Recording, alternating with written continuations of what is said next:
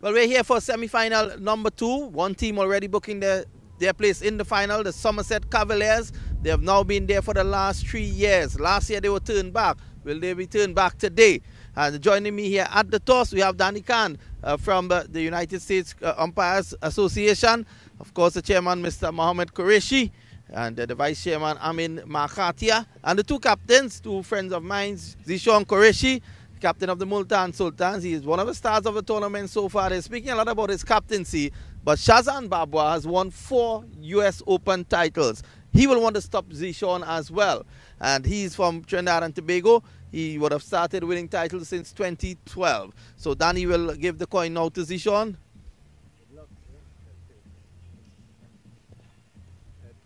Heads is the call. Tail is the winner. Well, Zishan, you have won the toss. What are you going to do? I think we're going to have a ball first. The wicket looks like it's playing well. It looks like it dried up a little bit from the morning and it rolled well, but I think throughout the tournament we bowled first on 2 occasions.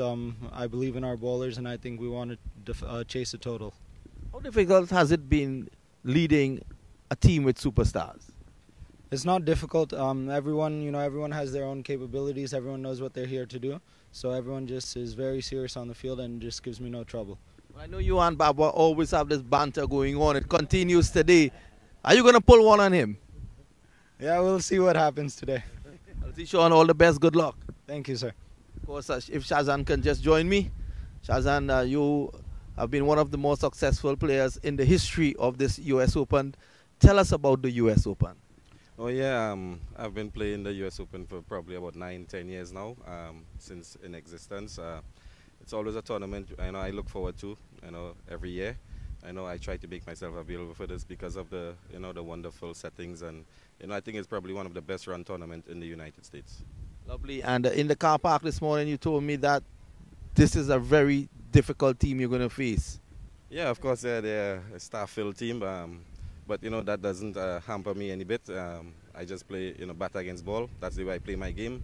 I don't play names or anything like that. We have a good bunch of guys, and we're raring to go. Well, the news from down on the pitch side is that the Multan Sultans, they've won the toss. They're going to bowl first. So we welcome you to the second semi-final. Atlanta Fire comes up against Multan Sultan, and I welcome Bilal in the box. Bilal, we've seen one semi-final. We know who will play in the semi-final, but looking for the other team, we will have to wait until this contest is finished. Welcome back. Yes, we're looking forward to a quality contest here. Multan Sultan ranked number 2 in the tournament, and then you have Atlanta Fire ranked number 3. So 2 versus 3. We're looking forward to that. Now the overcast conditions are out there. We know that. We also know well-balanced Multan Sultan is a dangerous combination, but you still have to play this out. A T10 format, so it's always dangerous. 1 or 2 players can take away the game from you. Just need to be focused, committed, and see the game through.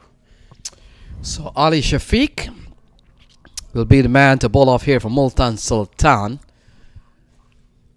And the Multan Sultan brand, of course, a franchise team in the Pakistan Super League. They'll be hoping that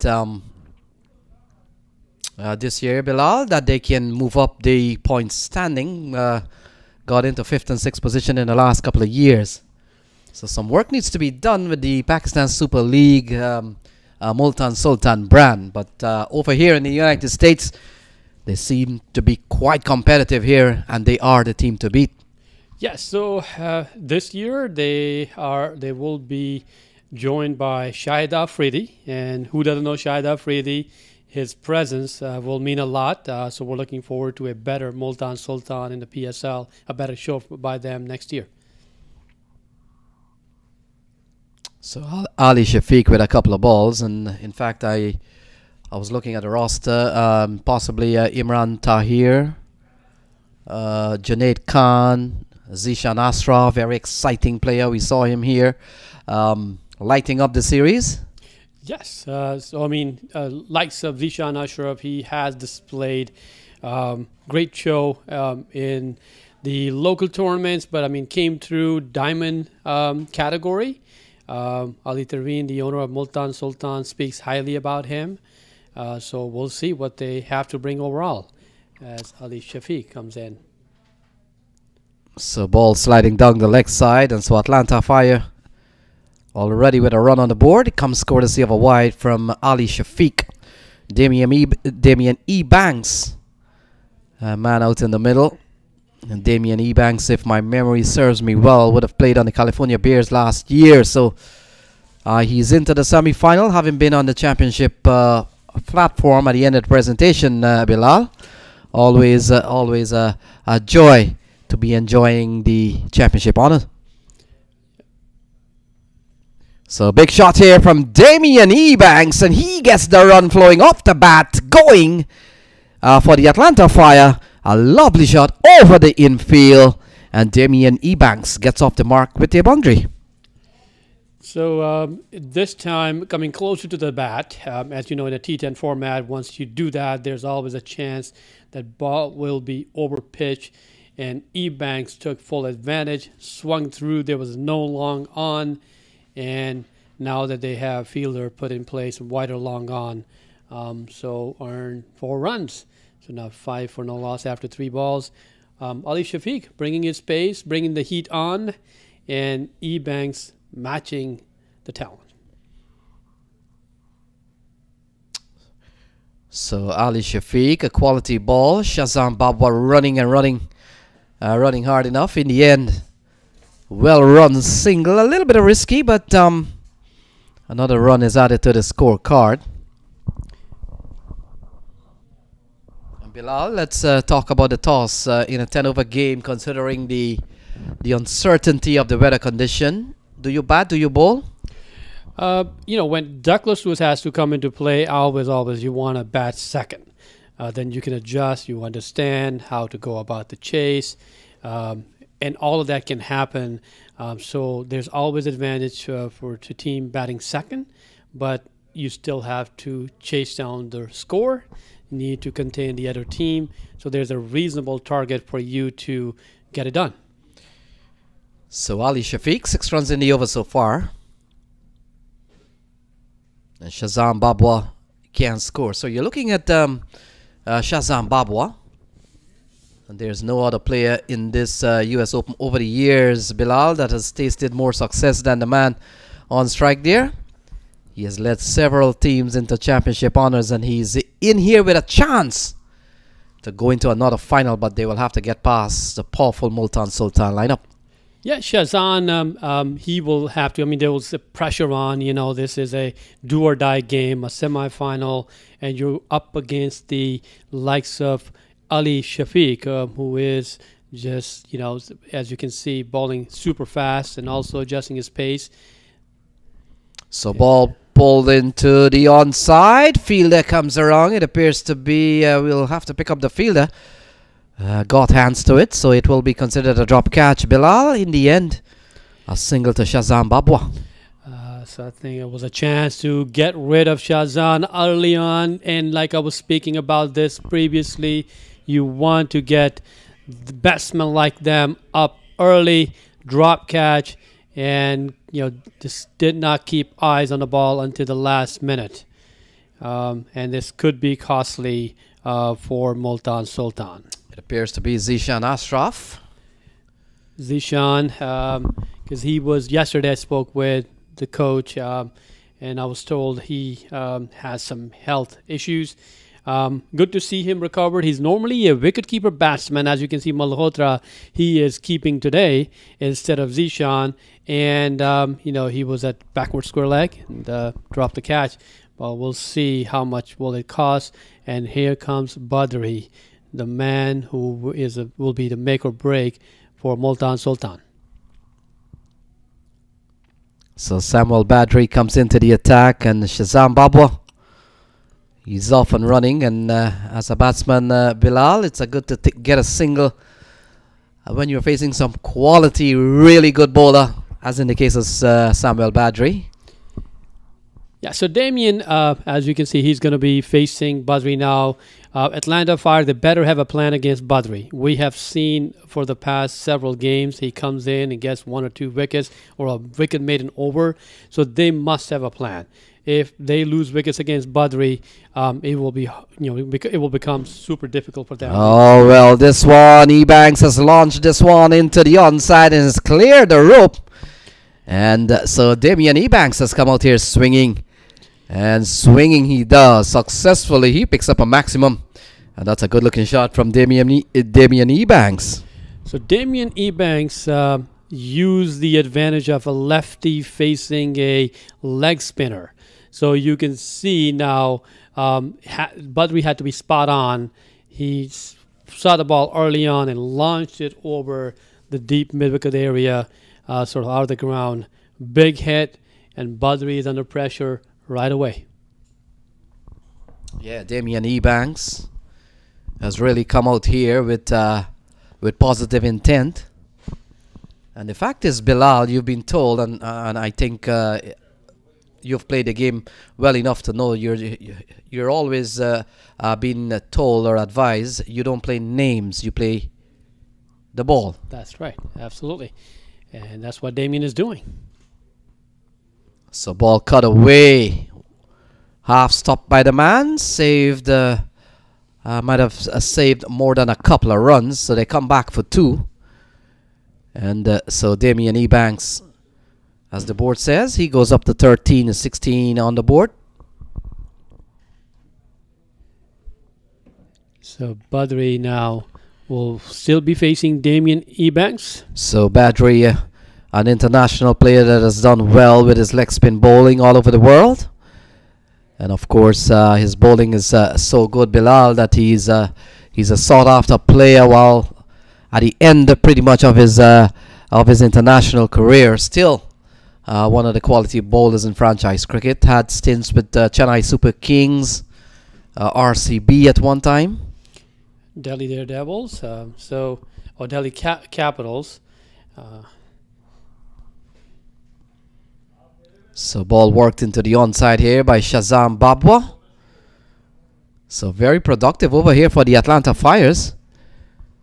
11 in this over. Yep, Saad Zafar throwing the ball back in. Yes, it has so far. Badri under pressure after 5 balls. I mean, normally when he comes in, he takes wickets. And here we go. He's been scored upon 11 runs now. And another cut shot goes to the backward point area. And 4 more runs. Not the start that Badri wanted. I'm sure he's upset about it. I spoke with him before the start of the tournament. We had a brief conversation about his future. He has retired from the international game, as we know, but he's more into the coaching and the franchise leagues every now and then, and he will be playing like this one here. But he brings a lot to the table. Seemed like first over didn't go as planned, but we know he is super capable of making a big-time comeback, so we'll look forward to his second over, as we know that maximum he can bowl 2 overs in a T10 game. So good positive start here from the Atlanta Fire. Ebanks has gone quickly up to 18 from 8. So Multan Sultan, captain, realizing that we need to apply some breaks. It seems like Ali Khan has been brought into attack. He is another one of super fast bowlers, and his pace can vary. So he will have a challenge in front of him. Get 22 for no loss. Require the current run rate at 11, which of course when they want to keep it under control. We know field restrictions is in place. Damien Ebanks and Shazam Babwa, they are taking full advantage of the field restrictions, swinging their bats hard. They have come out swinging. So Ali Khan, Babwa goes up in the air. Could be a safe shot. And they'll come back for a couple of runs. So Shazam Babwa showing some positive intent there, Bilal. And that's what 10 over cricket probably has come down to. You want to get aggressive and you want to get many scoring opportunities as you possibly can. Here we go. Yes, so Ali Khan from the get-go trying to aim at outside the off stump, bringing his pace in, and Shazan, as we know, is putting the bat on the ball, and that's the way to score runs and earn him 2 valuable runs. So Ali Khan, oh, a better ball, but look, forced through the offside off the bat of Shazam Babwa. He picks up another boundary, and that's a positive shot from Babwa. Yep, that's what you get when you have pace and you come closer to the bat. Shazan, what he did was, as we can see in the replay, with Ali Khan still running in hard, banging it in, and then see, all it needed was a swing, and through the gap it goes. Another boundary for Atlanta Fire. So 12 runs is the current run rate per over. We're still in the third over. Ali Khan. Oh, ball played into the onside. A chance is offered. Accepted. And Shazam Babwa falls is 28 for 1. So that was the plan from the get-go. As we saw previously, Ali Shafiq tried the same thing. Short pitch. Fielder was placed. And then at that time, it was a drop catch. But this time around, no mistake made by Multan Sultan. There was Ilyas who took this tremendous catch. So easy as you like, but you still need to keep an eye on the ball, as you can see in the replay, all the way to the square leg area and backward square leg, and kept his eye on the ball. Make sure he doesn't make any mistake. A good catch in the end. So Roy Silva walks to the middle here to replace Shazam Babwa. 6 runs in the over so far, but Ali Khan has picked up 1. Damien Ebanks. He's played a couple of good shots. Here we go. Not timed well. Was cramped for room, Bilal. And in the end, a well-judged catch from Mohamed Ilyas. Yeah, so wicket going down. We know that that can stop the flow of runs. We'll see how Ali Khan will plan against Damien Ebanks. Another settled batsman, scored most of the runs. So Ebanks choosing to go under a ball that is bowled into the deck quite hard. Here we go. See, Ali Khan showing his skill, hitting the deck hard, and Damien Ebanks decided to duck it. Went back to the wicketkeeper, and also a dot ball. That's what Multan Sultan need.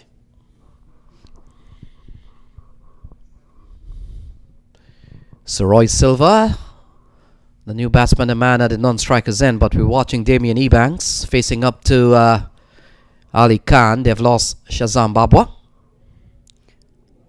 See, another one of short pitch ball, and seemed like Damien Ebanks. A wide is called. Damien Ebanks lets it go, and it was called wide. As you can see, it was more towards the leg stump, and it was called wide by the leg umpire. So not only a wide has been called, he's been told that he's used up 1 short ball in the over. Yes, so 1 for the over from the Sunrise Boulevard end. Again, Ali Khan continuing. 2 more balls to go. Ebanks is driving. There's a man placed out there. A throw at the stumps would have been gone by a mile had he struck the stump. Fielder out in the offside. But in the end, another run gets added to the Atlanta Fire. They're batting at 30 for 1. Take a look here. Yep, Damien Ebanks, as you can see, that was a suicidal run. Well stopped by the fielder, but did not hit the stumps. Otherwise, Damien already gave up, and he was upset at Silva, what we're trying to do. But as we know from the cricketing standpoint, that was Damien's call, either yes or no. And he definitely responded to Silva. And that's how they got into this difficult situation, but no damage done. And that's what matters. So Roy Silva will get ready to face his first ball. Ali Khan. Ali Khan may well be attempting a short pitch. His first ball being faced by Roy Silva. Yeah, Silva is trying to go cheeky, doesn't go well, and being struck on the arm. Yeah, so trying to show some of his skills, sort of from outside the off stump, wanted to flick it over to the fine leg area and got stuck on his hand, and he's in pain. Yeah, look around like the wrist area, always a painful bony area. Here we go. Yeah, trying to paddle the ball, using the pace of the ball, and doesn't go too well. And Ali Khan has finished his first over. 8 off it. He picked up the wicket of Shazam Babwa, and is 30 for 1. So Ali Khan used his pace very well. So he is well known for that. Batsmen, they were waiting for those fast and furious balls coming at them. But still, he was able to get 1 wicket, well planned. That was a plan against Shazan. And as we know, there was 1 drop catch, and second time no mistake was made by Ilyas, and got the ball. So from the commentary end now, it seemed like there's another bowling change. Muhammad Ilyas, he's got the ball in his hand.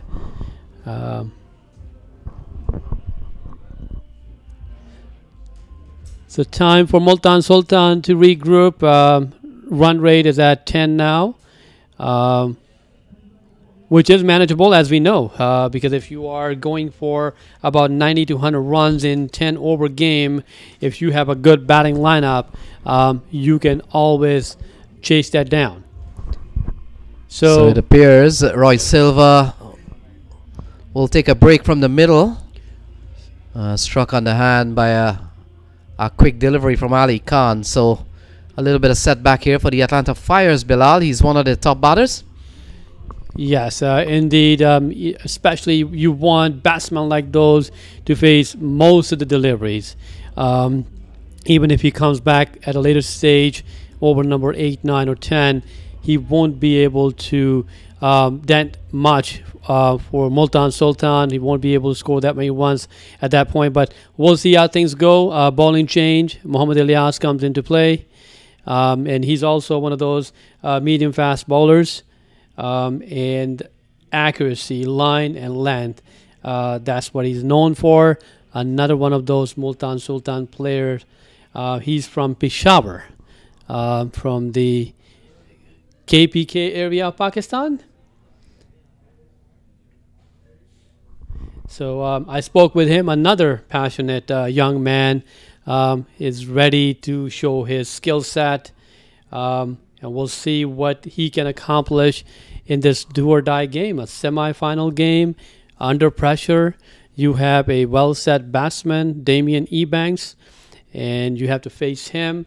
Field restrictions in place, and here comes Ilyas. So Ebanks continues to play quite positive there, trying to go expansive through the offside. Doesn't go well. So the news, Roy Silva has faced the ball. Retired, not out for the time being. Here is Ilyas's first ball. All right, definitely angled across the lefty, and that's what can survive you in this format. If you want a ball straight, no swing, no angle, it becomes so much easier for a batsman like Damien Ebanks. And now we'll see if he can continue. And Ebanks has also realized the angle coming across him. See how he can go about it. So Jaskran Malhotra makes a good stop. Ball swinging away from the left-hander as Damien Ebanks continues to play positively well here, or attempting to get on with the game from a positive standpoint. So the new man who has come out to replace Roy Silva, Ranak Sharma. So Elias, as you can see, first two deliveries spot on, and look at the swinging across the left-hander, making it harder for Damien Ebanks. And here he comes for the third delivery. So a good looking shot here from Ebanks. Could beat the man at mid-wicket. It does, and it goes away for 4. So he's been quite productive. Ebanks, 23 from just 13 balls, but he's taking the fight to the Multan Sultan attack. It's 34 on the board, Bilal. Yep. So run rate getting closer to 10, almost 10 now. Elias comes back this time around. Seemed like he went a little closer to the bat. And also Damien, as you can see, did not walk that much, but still was outside the off stump. Picked it very much onto the gap. There was no fielder back there, and resulted in 4 runs. So 34 for 1. They've lost Shazam Babwa. And we can't say for sure yet if Roy Silva will be considered a loss. We don't know how well that injury will take time to recover, but we know this is a shortened version of the game, so I'm pretty sure that the physio will have to make sure that Roy Silva is ready for battle again. Yes, field adjustment by Multan Sultan. Deep mid-wicket was taken in, and there we go. A little bounce. Same length now. It says, again, he's hitting the good length area. That's the first thing. Second is he's going across the left-hander and surprise him with a bounce. And look at Damien Ebanks. He was upset that why he didn't go about the uppercut. But, you know, it's a good change of pace and then variation. That's what can survive you in this format. And Elias coming back again now. So 4 runs in the over off a boundary from Damien Ebanks so far. And he gets a good ball. Good bowling here from Mohamed Elias. He's really come back well considering he's being worked into the onside for a 4. Good, well played shot from Damien Ebanks. But he has come back, and you look at the over. It's only 5 in the over so far with 1 more ball to come. So Sharma comes in to strike for the first time. It's 35 for 1. Yeah, one thing for sure, we have seen that Damien Ebanks did not feel comfortable against Mohamed Elias. We saw that.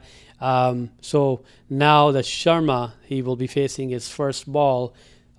Field is being adjusted, fielding, and we got a point, deep third man, backward point, long off coming in to the mid-off area. And then you also have a long on that's coming in, and he's being sent back again now by Zishan. So long on, and we got mid off for him, sweeper, and then we got the point. Here comes Elias again. It's a close call. It's a very close on the back foot, but umpire gave it a not out. Elias frustrated, but again, a very good delivery. This one nipped back in, as you can see, and in umpire's mind, it would have missed the leg stump. It was angling in, and we saw that it would have gone across the left-hander, but it turned into sort of in-swing for Sharma, and not the type of ball that you want to face when that's your first delivery out there in the middle. Yeah, ball that came on quickly to Sharma. Might have been sliding down slightly down the leg side, a little high, yeah. So in the end, Vijay Malela says not out, and game will go on. So could be time for one of the young spinner here, Bilal. Yep. So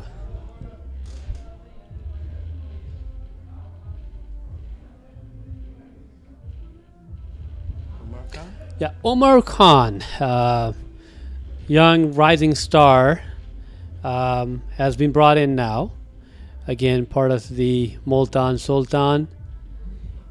And now Ebanks will be tested with spin again. First, I know he did very well, him and Shazan against Badri. But now Omar Khan, he's a different type of prospect. He will bring some variations. It was not easy to pick him, but in this format, if you swing your bat, you get the value.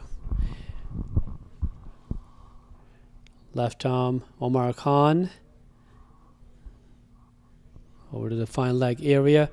And lefty-righty, you see combination, you can see it creates some sort of disturbance out there for the fielding. They have to adjust after every single ball if there's a run scored.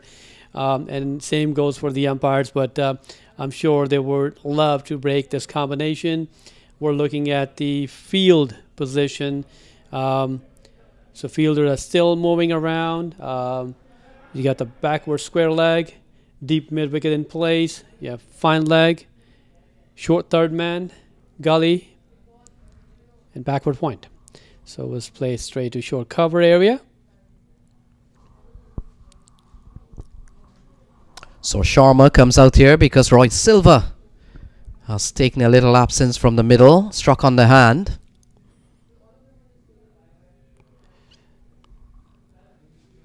So he finally gets off the mark, brings the attacking Damien Ebanks. And you get the feeling that Damien Ebanks would have seen a couple of balls in this over here, Bilal, to maybe have a go at the young Umair Khan. Yep. So Damien again against Omar Khan. So good first over so far here from Khan. He's only given up 3 in 4 balls, so you can't ask for something better than that, considering the format of a T10. Yeah, interesting field position. As you can see, short third man is so closer to the edge of the sulker. He should be coming forward, walking in to stop the single, even though the ball didn't go that way. Over to the wideish long off for another single for Sharma.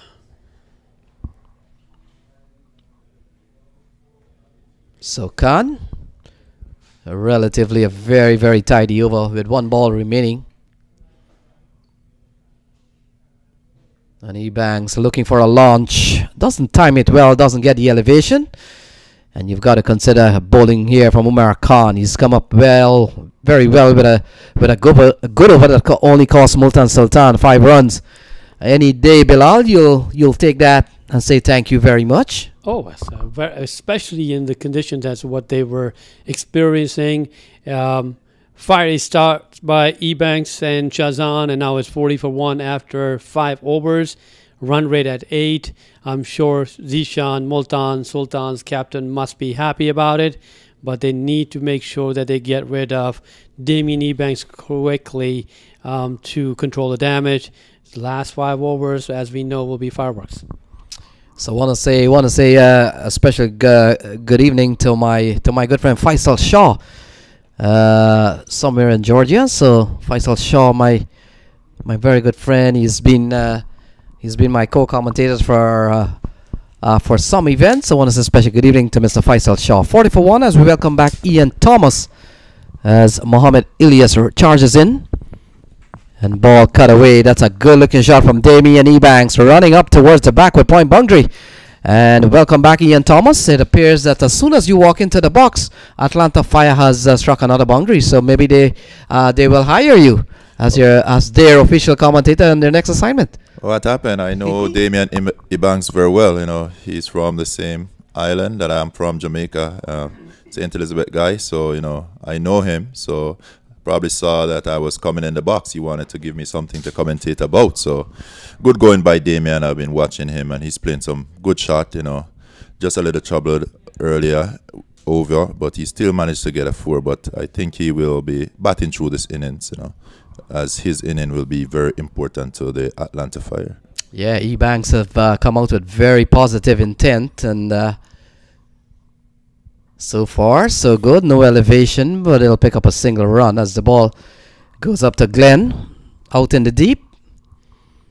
And yes, Ian Thomas, we're back to our par score calculations, and you are right on your assessment in saying that we've seen so much T10 games. We've had a good sense of what a par score is, around 115, 125. Looks to be the trick. Yes, definitely. If you want to stand a chance in these T10 game, you have to get your tally up to at least 115. And as you know, at this point, there's no coming back. Either you're in or you're out. So, you know, this is the game. This is a semi-final, you know, no nonsense. So, it's what a catch. What a catch. Yeah, Javel Green has pulled off a stunner. Javel Glenn, pardon me. And a 45 for 2. Sharma goes. What a catch. We'll have to take a good replay of this one. Ian Thomas, walk us through this one. That was a beauty of a catch. That all I can say. You know, we're going to wait for that replay. But here it is. Sharma over. And he hits very hard. And there's Glenn running to his left and finishing with a big dive in. And there he goes. Ball is up in the air.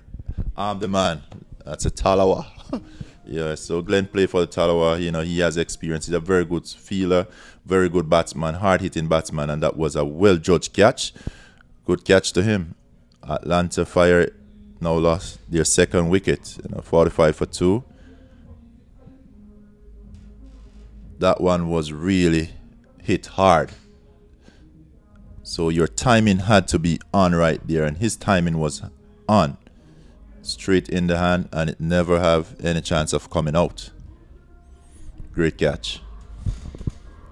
So Mohamed Ilyas, he's picked up his first wicket, and it appears Ricardo Powell, a former West Indies player, has made his way to the middle. Ricardo Powell, Ian Thomas. Yes. So had he come up at a time in T20 days, in T20 era, he might have been really a good commodity in the realm of T20 cricket. Definitely, he was a good one-day player for the West Indies, and actually, you know, Vinod Bean. Oh, Ricardo Powell is hooking and not timed well. Bit of a top edge, but he gets off the mark, and it's 46 for 2. Yes, it's good to see Ricardo Powell here, you know, former West Indies batsman, hard-hitting batsman. You know, many people compare him to Viv in terms of the way he hits the ball. But I can also tell you about him, you know, earlier Vinod being messing around with me. But, you know, during my schoolboy cricket, this was the only cricketer during then to actually got over 8 runs out of my over. So I tell you, my role model was Kurt Ambrose, and I was, you know, very mean. But, you know, I remember playing him in a game, St. Elizabeth against Manchester, and he did get a few runs out of my over. So he's a very good batsman. So Ilyas, 6 in the over so far, considering the first ball had gone for 4. Damian Ebanks, no elevation again, and he knows that. Very disappointed is Damian Ebanks. The ball was short, looking for more. And probably Ian Thomas, we're from the commentary box, we can say anything. Should have got a little bit more on that, but the ball from Mohamed Ilyas seems to have skidded onto him. A lot quicker than he thought, and it's only a single. Yes, definitely. It seemed like Ebanks is having a little problem with Ilyas, who is going across the left-hander. You know, he haven't seemed to be picking up the width or even the speed that the ball is coming through. Plus, it's moving away from him. So we realize he's having a little difficulty. So they're going just over 8 and over. Ricardo Powell on strike, gets a ball pulled into the backward square area. Will only get a single, and when play resumes, he will be the man on strike. 48 for 2 at the end of 6. Yes, so Atlanta Fire is 48 for 2 at the end of 6. You know, we're looking at a current run rate of 8 runs per over. I know they would want to take that up to at least 10 to 11 runs per over. But, you know, it's good to see Ricardo Powell back in the game. You know, we all loved him in terms of the way he plays his shots. You know, he's a very effective batsman, the way he timed his stroke. You know, if we see anything that he was in the early days, then we'll be having a game on here the next 4 overs. So 24 balls remaining. Umair Khan will continue, and the youngster has put in a very good first over. An over that only cost Multan Sultan 5 runs. You can't ask for anything better than that. And you get the feeling, you get the feeling, Ian Thomas, that he could be targeted here, Umar Khan, as good as he was in his first over.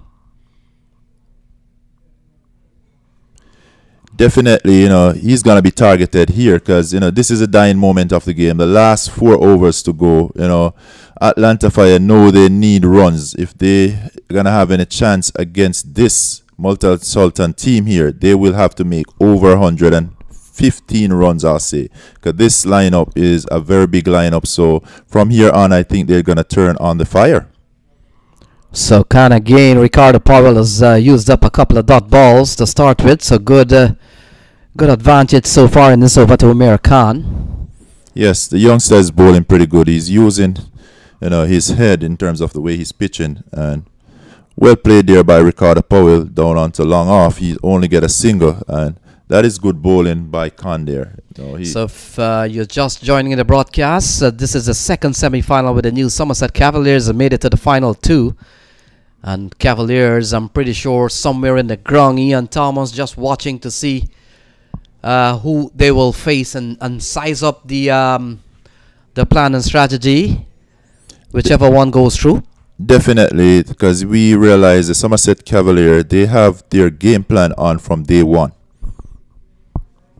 So an attempted reverse shot here by Damien Ebanks and Khan. The news is Umair Khan continues to bowl well. Look at that, 4 balls in the over. He's only conceded 1. Yes, both batsmen is having difficulty getting away. Khan, he's bowling a very good and tidy line at the moment. This one is played up to long on. Fielder comes in, and might have been Glenn, who took a superb catch in the last over. And so the 50 comes up here for the Atlanta Fire, a team that comes out, of course, from the Atlanta region. Well, the 50 is up for Atlanta Fire, and definitely this is a point where they need to get that fire going in terms of fireworks. They need to be finding the boundary. We realize even though we have 2 very good batsmen at the wicket, they're unable to find the boundary in the last 2 overs. So Ricardo Powell goes high and big and long, and he has enough distance to go for a 6. So final ball 6 in the over. Ricardo Powell goes up to 9. It's 56 for 2. Yes, there we just see a little of the Ricardo Powell that we know.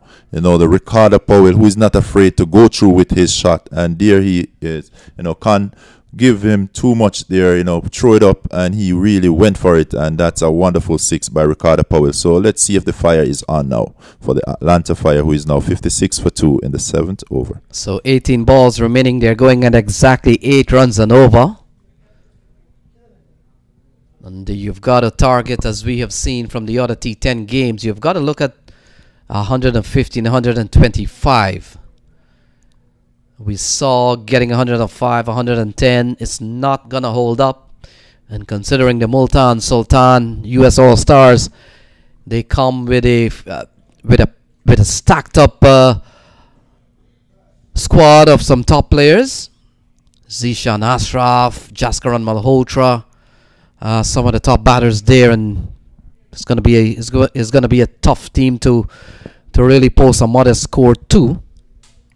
Definitely, you need a big score against this Multan Sultan team. They have a lot of fireworks all the way through their batting. So even we look at Glenn, who takes such a spectacular catch. He is a very hard-hitting batsman. Also, we haven't even seen him much in the game because of the batting lineup that the Multan Sultan have. So Ali Khan comes back for his second bowling spell. First spell went for 8.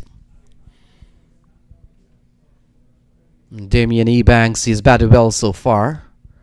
And Ebanks has to wait for a slower ball. Plays it up towards the square leg area. And it appears Umair Khan has come up with a well-judged catch. Yes, it's a very good catch. Good bowling by Ali Khan there. He's a depth bowler. He's an experienced bowler. And he just got, Damien Ebanks there. I guess he was getting frustrated earlier. He wasn't finding the boundary. And he have to have a go at this particular time, if his team is going to get anywhere close to 100 runs. Yeah, big blow here against the Atlanta Fire. Look at that. Umair Khan, he's having a good game. He's bowled well. He's judged a well-judged catch. And this is Damien Ebanks' dismissal. So you want to make sure that the man who's been the Atlanta Fire best batsman so far, that he doesn't stick around too long from a Multan Sultan perspective. Here we go. Might have been a slower ball. He waited a long time to get the shot in. And that is no timing at all. Ball not traveling, and he perishes. So that's the end of Damian Ebanks. Yes, well played by Damian Ebanks. And if you know him, that is one of his favorite shots. That sweep shot where he goes down on the knee and he'll hike you all the way over mid-wicket. But obviously, Ali Khan, pulled back on that one a little. He had to wait a little longer. He wasn't patient enough, and he just held out down there on the backward square boundary. So Ricardo Powell would have crossed, and Ali Khan, pulled away. That's a lovely looking shot, Gordon Greenidge style, and it goes away for 4. So Ricardo Powell probably showing you some glimpses of his past. Definitely, Ricardo Powell, we know him, hard-hitting batsman, and he definitely is one that you don't want to bounce to. He is very good with that pull shot. He has used it through his entire career effectively, and it's going to continue to bring him boundaries. So don't bounce to Ricardo Powell. I'll give you that warning. So Ali Khan represent the modern generation of T20 cricketers, and Ricardo Powell possibly from the older school at the time when T20 was not as popular as it is now. In fact, T20 did not exist in the time that Ricardo Powell and Viv Richards and Gordon Greenidge and Desmond Haynes. So we get a delayed signal here for a wide. Yes, Ricardo Powell, I definitely would have loved to see him play a little longer, because he's the same age of Chris Gayle and all those other guys, So you could see Ali Khan here got very aggressive, He decided to go short again, but Ricardo Powell realized that one was outside. Yeah, it took initially, the umpire did nothing, but after a couple of seconds, here comes the outstretched hand for a ball that will have to be bowled back. Ali Khan very disappointed with the call.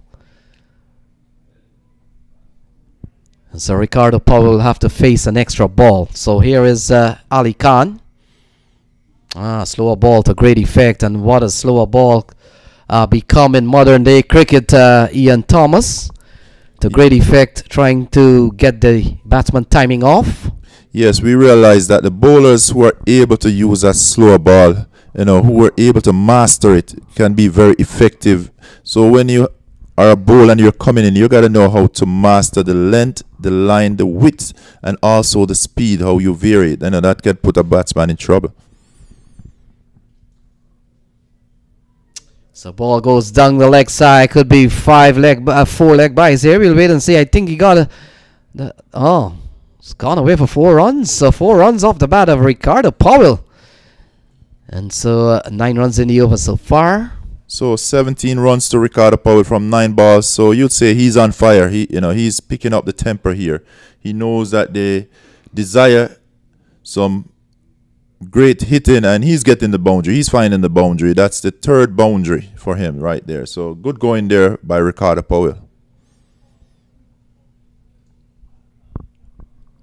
So Ali Khan runs away from the commentary box end. That's a brilliant ball. That's the kind of ball that are killer balls, as they call heat rocks. And so Ricardo Powell squeezes out a single. And the Atlanta Fire, here we go, look at this.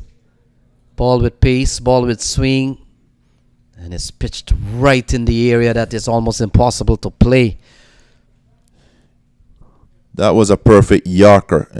That's the ball you want to bowl at the depth of an inning to any batsman. It is a very difficult ball to play, and Ricardo Powell was lucky to get some bat on that one.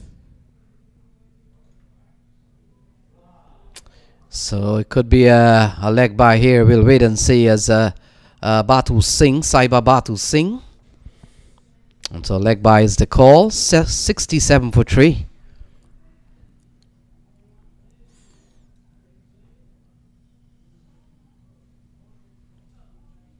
So with 8 overs being bowled, the Atlanta Fire is still 33 short of 100, even though we said 115 would be a very good total.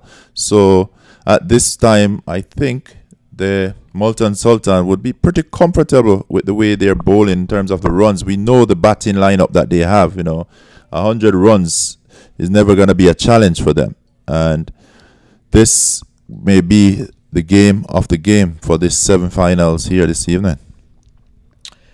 Yes, Ian Thomas, and I do see from the outside of the box that some of the players are beginning to take their stuff in. Might be a slight mist in the air that could develop into a slight drizzle. So we're hoping and praying that it does come after all the games are through. But yeah, the weather has been on the hindrance here for this tournament, and this one is worked into the onside fielder. Ilyas will not get around in time, and that one goes away for 4. Saiba Batu Singh gets off the mark with 4. Well deserved 4 there for the new batsman. It is needed, and it doesn't matter how it comes. You just want to get bat on ball and see that ball going into the boundary or over the boundary. So they know that right at this point the boundaries are important. With only 2 overs to go, they're 71 for 3. So I know they'll want to get their tally up to at least 100. So let's see how this play out. So Ali Shafiq, after that ball, was beginning to hold his neck, and he continues to do so. At the end of that ball there, was holding his neck, so might be in a little bit of discomfort at the moment. Here we go. You're still holding on to that neck. So Batu Singh, the man on strike, Ali Shafiq.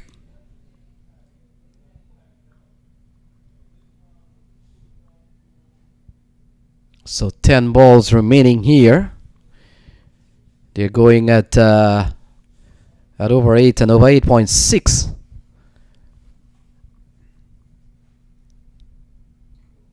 Ali Shafiq, a ball outside the off stump, pulled into the onside by Batu Singh, and brings Ricardo Powell, who has played at the international level at one time.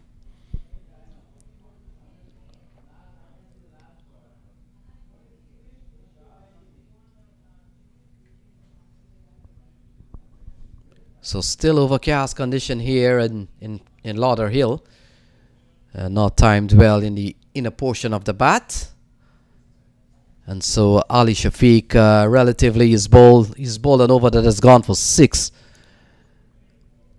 Yes, Ali Shafiq is bowling pretty well. Even though we see where he's holding onto his neck, he's getting a little massage from his teammate out there. So obviously something is going on in the shoulder and neck region. But nevertheless, he's putting on a very good bowling spell here. He's giving it his all, and that's it. You see Qureshi down there, he picked up and threw in, and they were only able to get a single. So he's bowling pretty well, and the fielders are backing him pretty well also in the outfield there. So a pretty good over so far from him.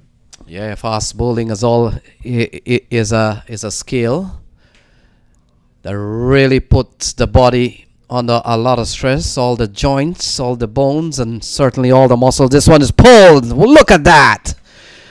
Off the bat of Batu Singh, short and hammered through the onside, has gone over the rope.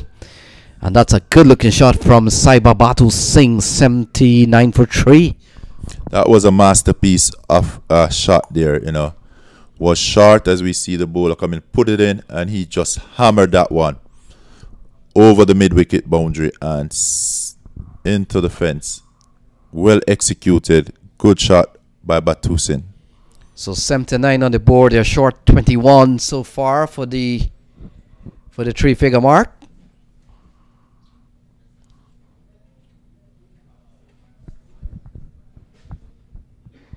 $12 in the over so far.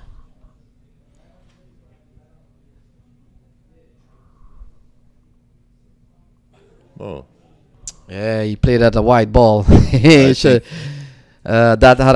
had a white marked all over it. Yeah, he should have just left that ball, and then he'll get a single there. We would brought him up to 80, and then he would have another swing at another ball. But I guess he reached for it. Yeah, he was. It was a risky shot. Could have been caught. It was lobbed up into the offside.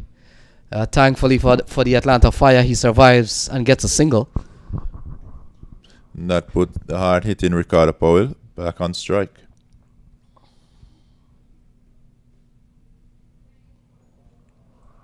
Yeah, similar ball to the previous one. Now it's called a wide. Yeah, so you see the difference there. Ricardo Powell is an experienced batsman, even though he's been away from the game for a while. But he know a wide is a wide, so he just let it go by. Bowler will still have to retrieve that ball and come again. So yeah, Ricardo Powell very active still with in the game. He plays. He's a selector. And a couple of years ago, might have been part of a indoor facility in the Atlanta region. So he's still involved. And whenever he gets the opportunity and he comes out to play cricket as a batsman, Ian Thomas is as good as anyone else still.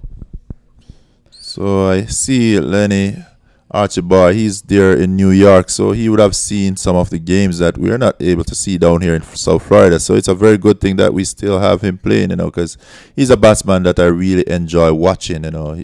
He's always interesting when he's at the middle.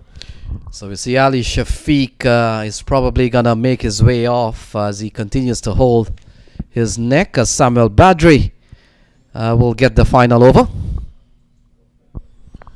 Well, this over is going to be a test of Badri and his bowling, because we know it's the final over.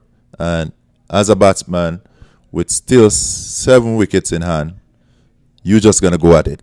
So let's see what Badri have in store for these batsmen who will be going at him. Well, without a doubt, everyone in the world knows Samuel Badri, so certainly needs no introduction from us. He's a quality spinner. And we'll come into bowl to Batu Singh. Batu Singh has played a couple of big blows. 1-6 and 1-4 as he turns the strike over to Ricardo Powell. And so this is going to be a good contest. Ricardo Powell probably represent the cricket of a few decades ago. And Samuel Badri, of course, a man of modern times. Powell comes down the track looking for elevation. It's not there. The scamper back for a couple of runs. A bit of misfield. Well, not misfield. A little bit of bubbling there from Mohamed Ilyas. In the end, batting team looking for every single run to really add to their tally. And they come back for a couple of runs. It's too valuable run right there, you know. Push them up to 86 for 3. Oh, this one is launched into the offside. And it goes in front of the stand. So that's a big shot from Ricardo Powell. It's 92 for 3. What a shot here from Ricardo Powell. Yes, that's a Ricardo Powell shot, you know. That was a shot that he was all into. He put it all, the bat, the swing, the shoulder, the muscle. And that one was gone. 6 runs to him. So 3 balls left.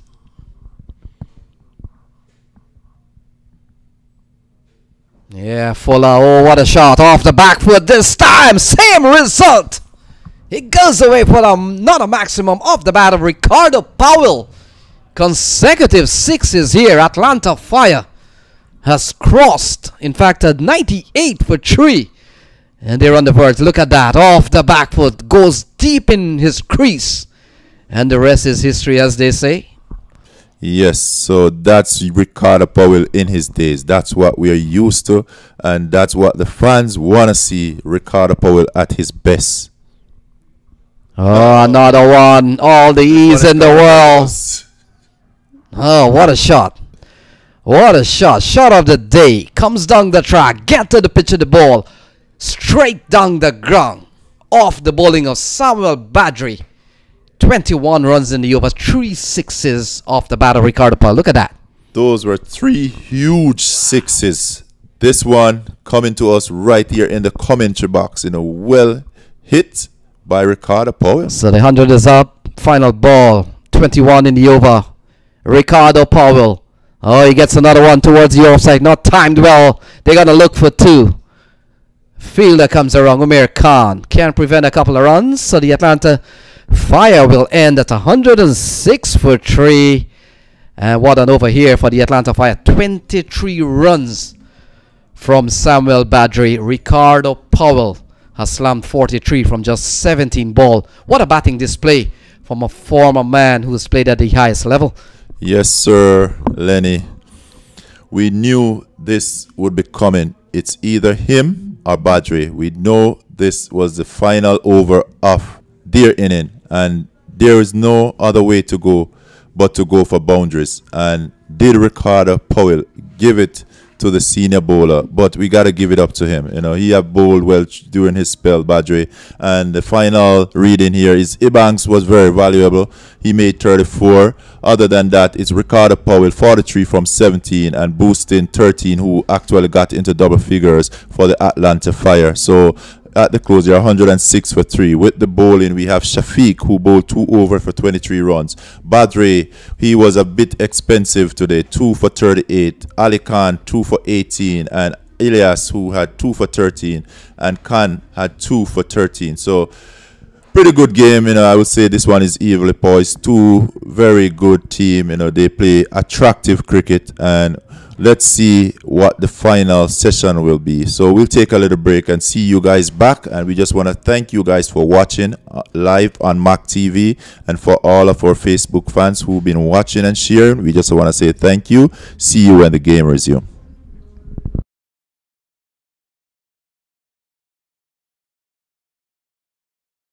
All right, so welcome back to the first semi-final. I'm joined here by Bilal Aslam again. And so Bilal, 107 to win from 60 balls. The team that wins here will play Somerset Cavaliers in the final. So the stage is all set, and we're just waiting for the conclusion of this match. Yes, Lenny, it's going to be exciting chase. We know Multan Sultan, they have batting power, fireworks up front. The top 4 or 5, all of them can hit big sixes, boundaries. So looking forward to a great chase here. I know we'll see a quality game. Our viewers probably were disappointed with the result of the first game, but we'll see how things go here. Zishan Qureshi, the captain of Multan Sultan, will be challenged by spin up front.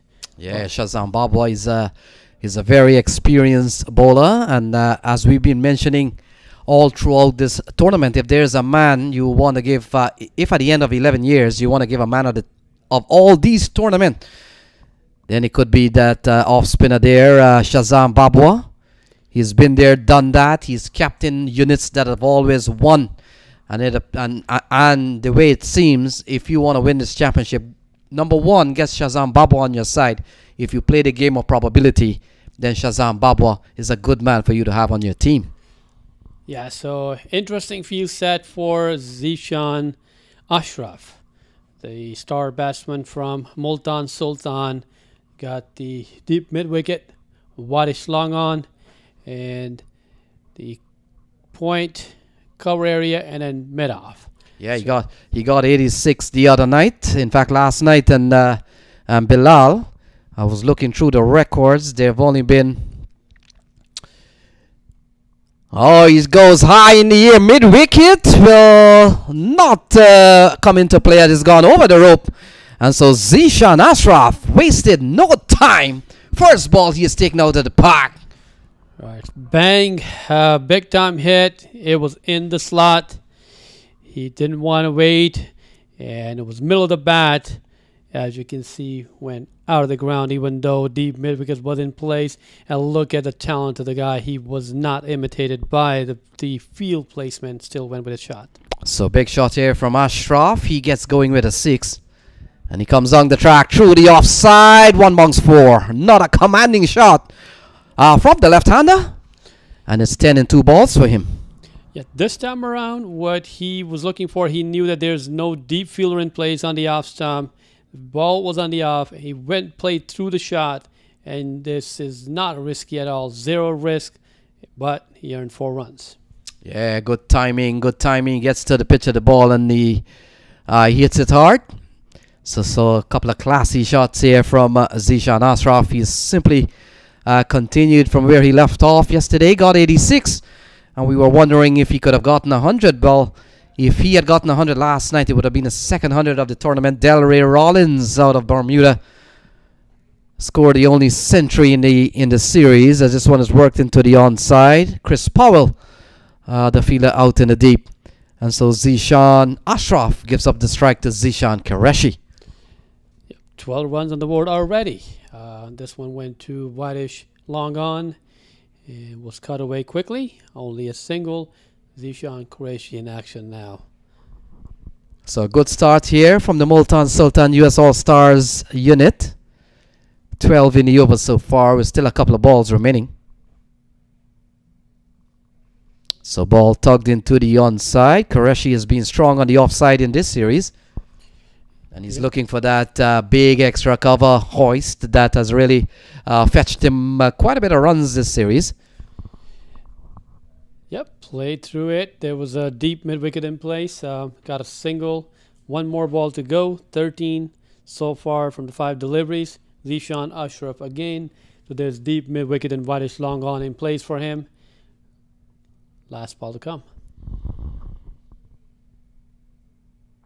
So ball driven through the offside. Is gonna run away for 4. So another classy looking shot from Zishan Ashraf. It's 17 on the board. Flashing through the off stump, as we can see in the replay.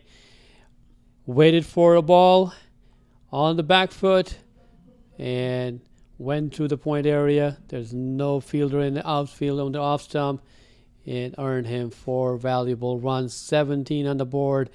Fiery start by Multan Sultan against Atlanta Fire. Yeah, good start. 17 off the first. They still require 90 from 54 balls. And Zishan Ashraf has come out here and looking the class that he is. Yeah, when we were going through some drills before the start of the game, this is his normal drill. He will hold 2 bats together to get the feeling in his shoulder because, you know, the weight is transferred, all of the force, some of that comes from the shoulders. So that's what he did there, as you saw, trying to use 2 bats just to get a warm-up as if he needs any warm-up.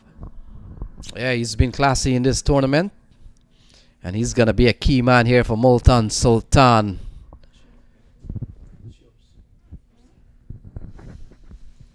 So Efroy Dyer gets a ball. He comes in here to start over number 2. So the battle is on. Atlanta Fire and Multan Sultan US All-Stars.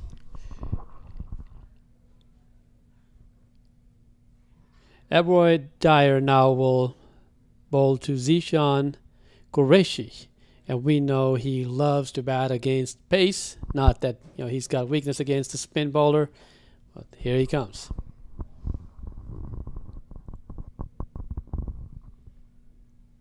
Hey, that's a good ball.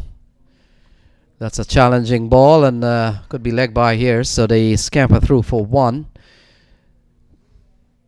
And in modern times, Bilal, we've always seen the bowler trying to negate the swing zone of batsmen.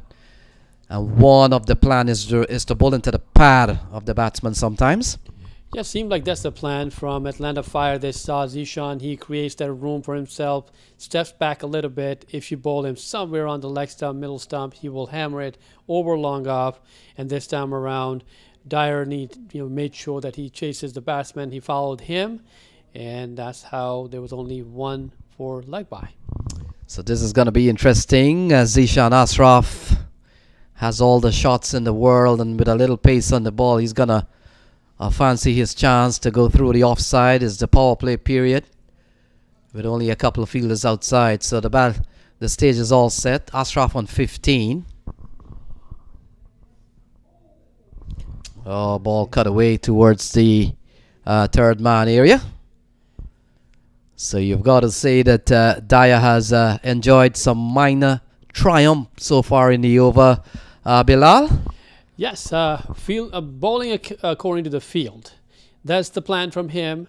Also wants to make sure that he does not give any room. This one goes down to 3rd man for a single. But you also need to give to Zishan Ashraf as he's also playing on merit. Oh, short ball pulled into the onside. Chris Powell comes up with a catch. And Qureshi goes for 2. It's 19 for 1. Dyer strikes. Yeah, Zishan Qureshi going through the shot. As you saw, he stepped back again. Dyer probably planned for that. Short ball, extra pace a little bit that Zishan Qureshi did not adjust to. Easy catch at the end. So a big loss for Multan Sultan. They lost their captain. Zishan Qureshi only scored 2 runs. And that brings in Rizwan Chima. Rizwan Chima comes to the middle. Flashy batsman. Once he middles the ball, you'll need plenty of fielders to go find the ball outside of the ground. So the easy catch. Zishan Qureshi departs. So first loss for Multan Sultan. So Rizwan Chima comes to the middle. And we were talking off mic, Bilal Aslam, that Chima's had, by his standard, a modest series so far. Could one of those come in this match? And perhaps, if they make it to the final, we still got to see something from Chima of substance this season. Yeah, that's definitely needed from him. He just needs to adjust. He needs to make sure that he settles in, get your eye on the ball. You have time. Rotate the strike, let Zishan Ashraf do the work, and then by then he will be able to stay outside and feel the ball and show some of his skills. Yeah, so Chima gets off the mark and running here, and beginning to see a shy of the stumps, well wide, but good backing up from Chris Powell. And so no harm done. So still a couple of balls in this over. An over has gone for 3 from Dyer, so Dyer has been quite stellar in this over. Yep, bowling according to the field setting, and he comes in for the 5th ball. And Bilal Aslam have been told that the Atlanta Fire team, while they may not have some big names in their lineup, they play together as a team. Their chemistry is very knitted. And judging from what we've seen so far, they seems to be a very united bunch. And nothing beats a chemistry that really works like a well-oiled machine. Yes, Lenny, you're spot on about that. Absolutely, when you have a team that has a chemistry and gel together. So Dyer completes a classy over here by bowling standard. Only 4 off the over. And an over in which he got a wicket of Zishan Qureshi. It's 21 for 1. After 2 overs, our required run rate is 10.8. And here comes the ball. Chima just staying on the back foot and playing it safely. So to end the over, understanding that Dyer was a threat during his over, and he wanted to play safe. So now Zishan Ashraf will face the next ball. So the plan for Multan Sultan should be to see this chase off safely. They need to make sure that they keep the scoreboard moving without taking big risk. They will get the ball that they're looking for, of course, through the over. Play on merits. And the big thing is to avoid dot balls. We know that what dot balls can do to you in this format. It will definitely raise the required run rate. And at this point, the run rate is 10.5. What's the required run rate of 10.8? So we're almost hitting the 11 run mark. So as long as Zishan Ashraf is out there and then Rizwan Chima, we know that scoreboard will keep ticking. And if they can maintain that 10 or 11 and over through to the 6th and 7th, it will become easier for Multan Sultan. And then I know Atlanta Fire will have lots of concerns by then. But a lot more to go. Just 8 more overs to go. Yeah, Chris Powell has been given the ball, and he will come in here to bowl to the classy Zishan Ashraf. Oh, class again through the offside. Loose delivery from Chris Powell. And you're not going to go far with some long hops as that is. Zishan Qureshi picks up another boundary. Pardon me, Zishan Ashraf. Flashing. So first ball, Width was given, width was on offer, and Zishan Ashraf going with the shot. There's nobody plays at the backward point. 4 more runs added to Multan Sultan's total. Yeah, another good start here from Chris Powell. I've seen Chris Powell in the New York area from time to time. He plays his cricket up there sometimes. Ball driven up to short mid-on. Good diving stop there from the fielder. It appears to be Damien Ebanks, who has had a good knock in this game so far, Bilal. Yes, so Damien throwing himself in front of the ball just to make sure that there's no misfield. Walking across the wicket, Zishan Ashraf that is, but looking at the length, he made sure that he plays simple on drive for a single instead of taking any chances. So, good run at the end. So Chris Powell, I'm not too sure if he gets a relief bowling to Chima. Then Zishan Ashraf, a chance. So moved in a little bit too late there, a little bit slow, but it's a slippery outfield as you can imagine, Bilal. Yes, we have seen some of the fielders, slipping down, but they just need to make sure they're careful out there. Look at that, Chima. There was no footwork. He was caught in the crease, and at the end, Zishan Ashraf made it safely. He's a quick runner. So now Zishan Ashraf facing Chris Powell again. Still a lot of his being invited to the off stump. Oh, not at all. Not at all. Can't bowl that. Long hopper game. Slow ball. Not with that pace. And Ashraf picks up another maximum. There he goes. Zishan Ashraf waiting for the ball. And he saw that loose delivery coming his way. And a man of his caliber will not miss out on that type of delivery. Middled it. Even though there was deep mid-wicket in place. But it went between the widest long on and mid-wicket area for a huge 6. Yeah, Chris Powell bowling too short. Couple of balls that he's bowled short has been hammered. 1 for 4 and now 1 for 6. Both off the bat of Zishan Ashraf. Chris Powell again. It was a risky one. Caught in ball chance. But Zishan Ashraf survived. It was a hard chance. But still into a shot and went to the hands of Chris Powell for a single. Yeah, you look at the approach here from Zishan Ashraf and he knows his skill and talent is a little bit above the bowling of Chris Powell for the time being. And he's making it known, Bilal, that I'm not going to tolerate any loose bowling here. I've got a match to win. Yeah, Rizwan Chima, as you can see, still playing standing, no footwork, and that's just, not letting him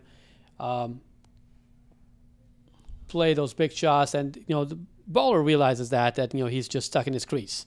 So they're hitting the good length spot, and he's getting trapped in there. So I'm sure once he spends some time out there, he will, make some adjustments, but he needs to make sure that he moves his feet around.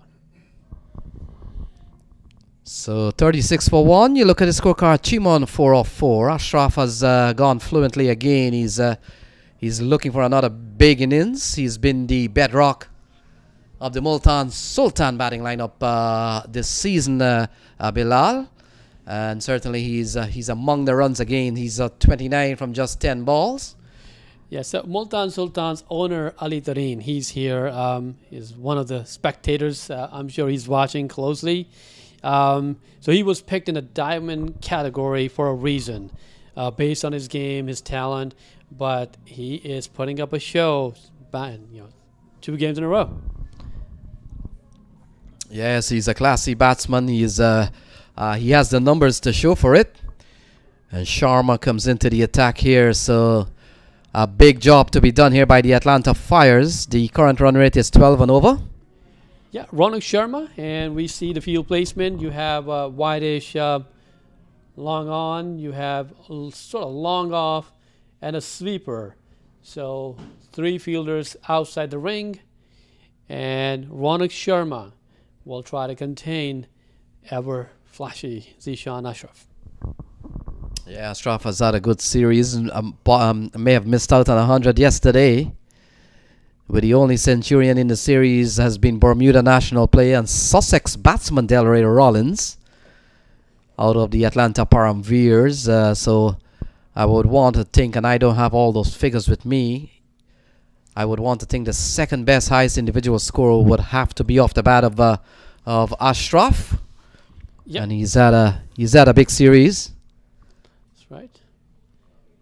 So Sharma will come into Ashraf. Oh, Ashraf gets a good delivery, searching for it. And so a good start here from Sharma, but it's a long over. 5 more balls to go. You never know what can happen. Yep. Zishan Ashraf wanted to make sure that he puts a straight bat, full face of the bat. Comes Ronak Sharma again. Trying to do a leg spin. Zishan going across and survive. That was a risky shot by him. Sabai is the call. And so I was asking you earlier on. Let's take a look here. It's a good ball to get through the swing of Ashraf. And Bilal, I'm asking you which is the lesser of the two evil here, Chima or Ashraf? Take your pick. Oh, I mean, we know right now Rizwan Chima, he needs to spend some more time out there. But if I am Atlanta Fire, I definitely want to get rid of Zishan Ashraf if we want to contain Multan Sultans. And there you go, Rizwan Chima rotating the strike, doing well out there. Want to make sure Zishan Ashraf faces most of the balls. It is sort of a leg spin. Zishan Ashraf should be feeling comfortable against Ronak Sharma, but it seemed like the first few deliveries he wanted to go across towards the backward point and mid-wicket area, even though there are 2 fielders placed there. So the diminutive left-hander is on 29 from 12 balls. He's played shots all around the ground, and with all fairness, Bilal, oh, that's another one. Chris Powell has taken the catch. Ashraf has to go. It's 38 for 2. Yep. So finally, Sharma has come up with a big fish. Zishan Ashraf falls for 29. It's 38 for 2. Yep, and like I was speaking about, the same thing, the first few deliveries that Zishan Ashraf faced, he was sort of the mental condition, you know, the mental battle between the bowler and the batsman. Ronak Sharma had won that where Zishan Ashraf was struggling, and in this case, he got the elevation but not the distance, and a well-judged catch closer to the boundary, and it didn't touch the rope. And fielder is excited. He wants to come and celebrate with the rest of the team members. They know they got the big fish.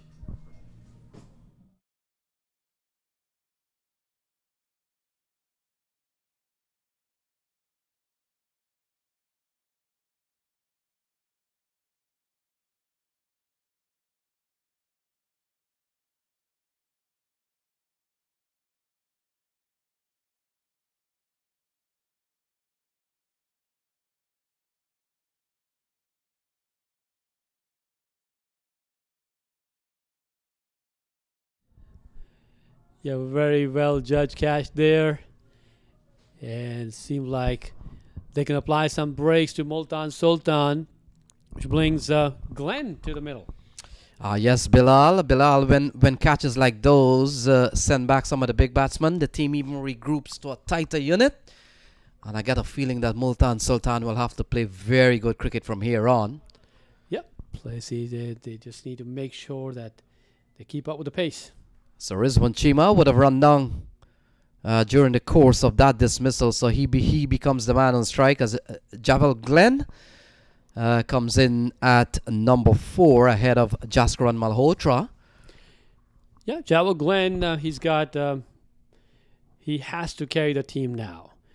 He just needs to make sure he settles in, does not play rash shots early in his innings, settle in, get few singles under your belt, few runs under your belt, and then go from there. Yeah, he got a good game in one of the quarterfinals, and then he got 2 failures in a lot of stages of another game, and then one that we saw, I think, last night or the other night. So he'll be itching to go and get among the runs. More importantly, they need a replacement here for Ashraf. Yes, he's doing very well against the lefties. One more run, and there was basically a miss hit and did not read the ball very well, Glenn, but got a single. Yeah, this has been a very good over here from Ranak Sharma. He's only given up, 3 runs in the over. Might have been 4, but the fact is he picked up one. He picked up a big fish. Oh, yeah. And so you've got to applaud the effort here by Sharma. 40 for 2. Yes, you just have to question the game plan from Zishan Ashraf. You know, if you're struggling, you will get a bowler like that who probably will win battle. Just, you can just nip it around, get singles or 2, and then on the other side, you saw that how he was, hitting the ball big time. That would be a better option for him and for Multan Sultan, but instead he wanted to challenge Ronak Sharma, and Ronak Sharma got better of him. So we're not too sure if Roy Silva is out on the field, but the fact is Ricardo Powell has been given the ball, and so one Powell replaces the other Powell, and so Ricardo comes into the attack now ahead of Chris Powell. So here we go. And ball worked into the offside for an easy single off the bat of Glenn, and that pushes the score up to 41 for 2. Bilal Aslam. Yes, so current run rate at 9.8, 11.3 is required. Glenn is doing what he should be doing. Just hang around, spend some time, make sure that there are no dot balls, and he will get some of those deliveries which he can launch. So Atlanta Fire realizing that there's struggle with spin, so they are going with all-out spin now.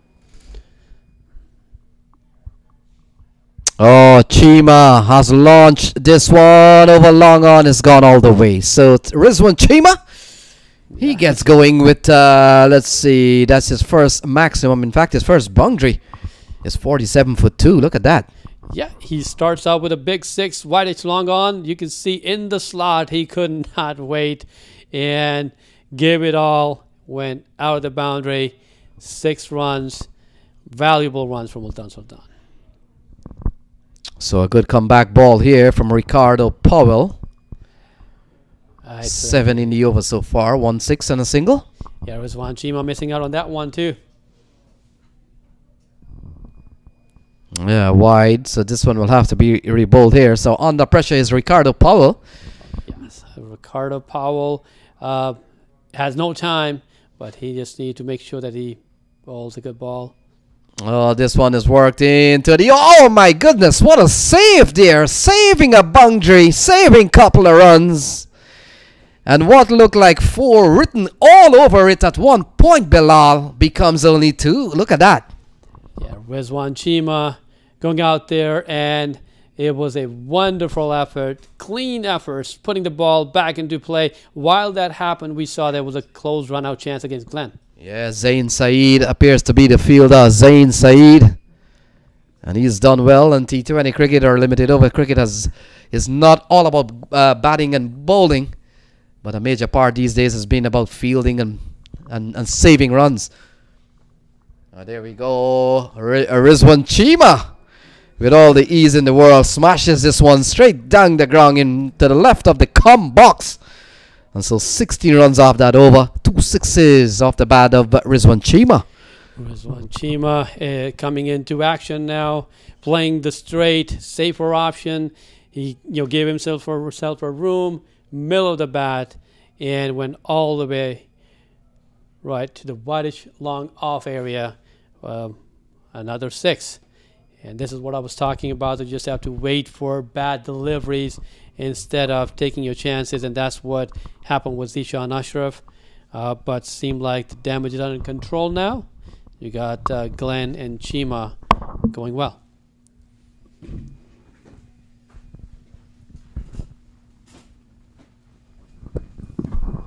Thanks a lot, guys. So the score at the moment 56 for 2. And under the DL pass system, if the rain breaks through here, now they're on top. That's the Multan Sultans. Javel Glen played for the TKR at the CPL. He's a man who can thump it as well, but there's no need for him to do that. All he has to do is to rotate the strike, and when the bad deliveries come, you put it away outside the off stump and looking to get a single. It's not there. So the rain has held nicely. The weather has held up nicely enough that we have gotten now 2 semi-finals on the trot, because we have reached 5 overs. So whatever the situation, you'll get a result here now. As I welcome Ian Thomas. It's good to be in the box with you, Vinod. Yeah, it's Sharma bowls and hits this very straight. It's as straight as you can get, and that's into the boundary for 4. Almost teeing off there. The score is now 60 for 2. Good shot there, Ian. Yes, pretty good shot there by Glenn. You know, straight down the track. That's a shot that you would definitely want to play every time, because there's no chance of getting out there. The umpire had to get out of the way pretty quickly. Glenn, well-built man, so he hits the ball with tremendous power. A very powerful man there in Glenn. He hits the ball real hard. Like spinner Sharma, getting some problems gripping the ball, so he's attending to it with a towel, drying it off.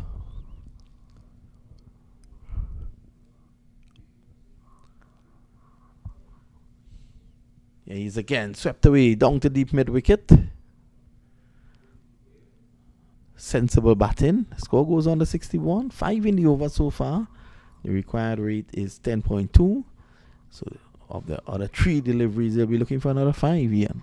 Yes, the Multan Sultan really going pretty good at this point. 61 for 2 is a very good place to be at this stage of the game. 5.3 over in. With the batting lineup that they have, you know, we expect if they continue this way with these 2 batsmen, they will get there without any problem.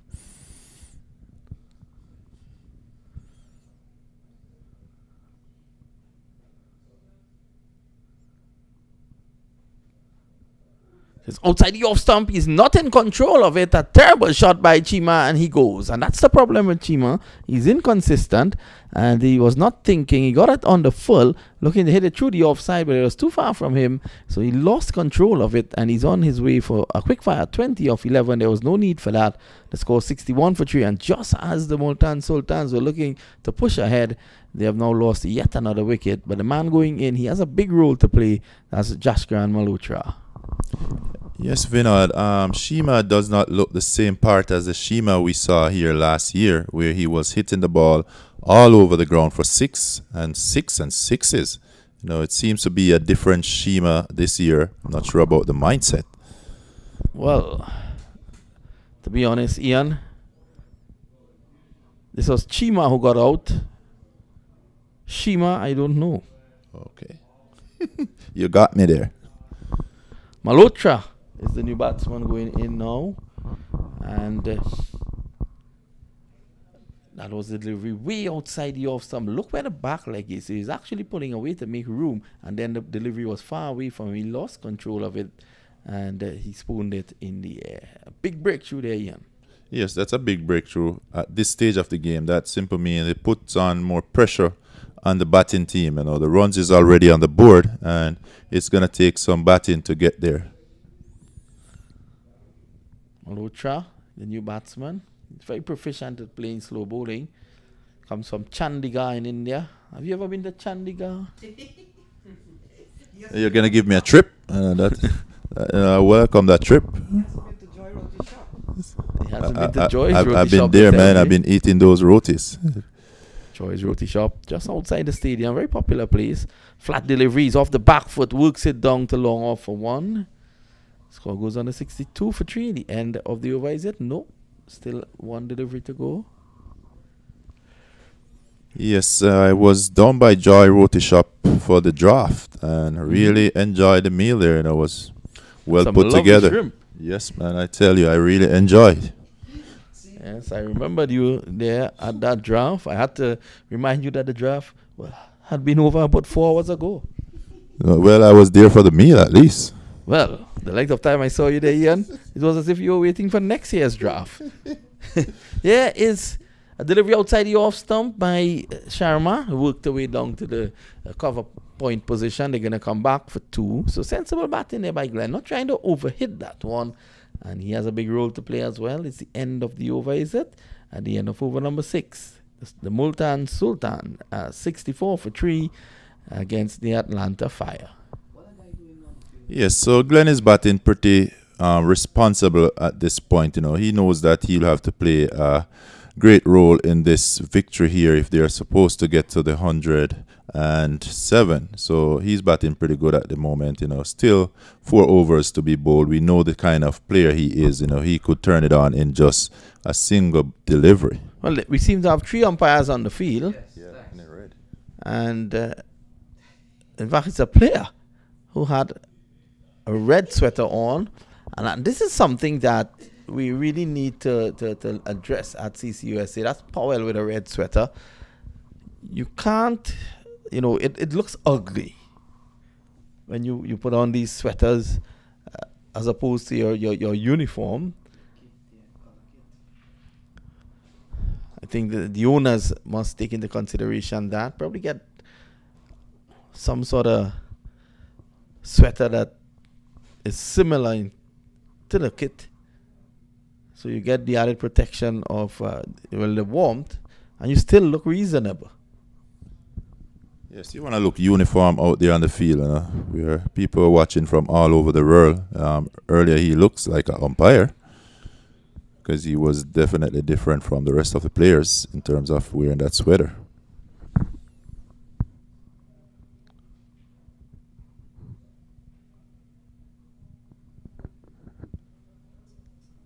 He is around the wicket, bows to Glenn, one Jamaican to the other, hits it hard along the track. Yes, so good.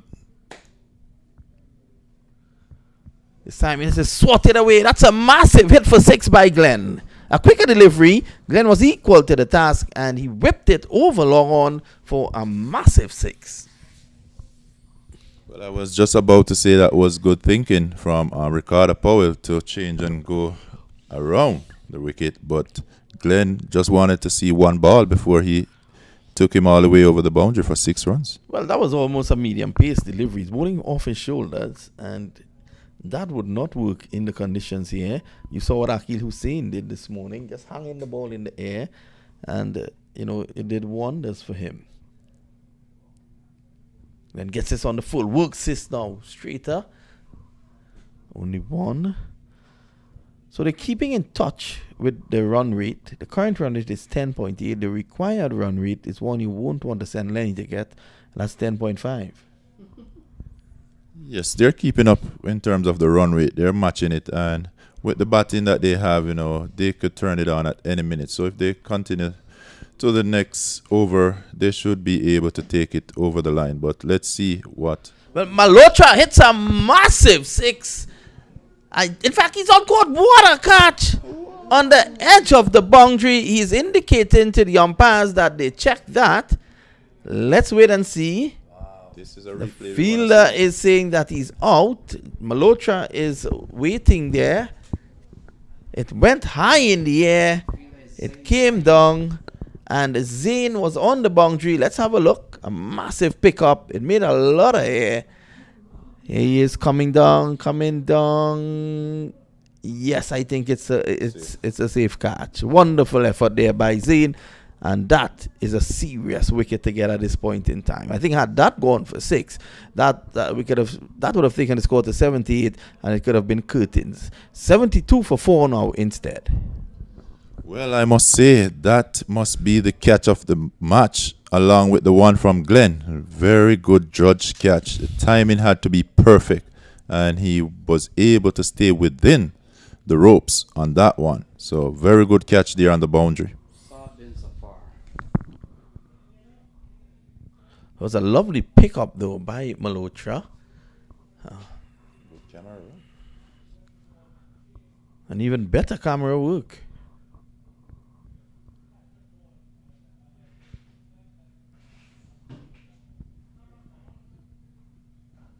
$72 for 4. So Glenn is still there. Bin Zafar goes out now.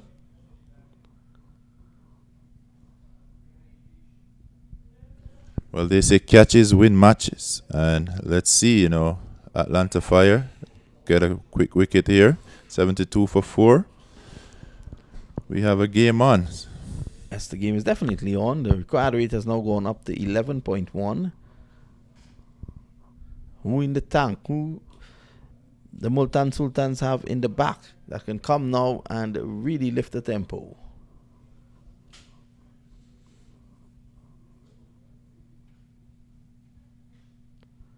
Just pushed away easily on the offside for 1. So 73 for 4.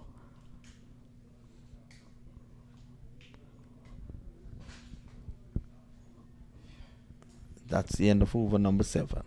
And Zafar goes up to 1, and he take the strike. So with 3 more overs to go,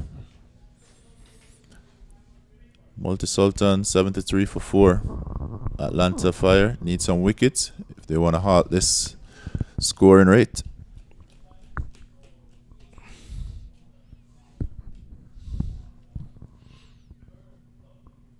So Shazi Babwa is going to take up the attack from the far end. He has won 4 US Open titles. So he wants to get into the final to make a bid for 5.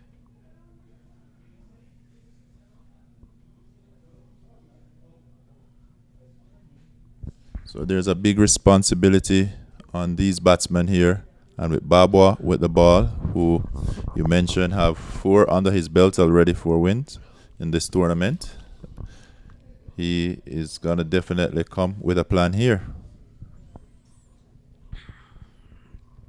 Well, he has all the experience in the world, so it's not going to be easy for bin Zafar.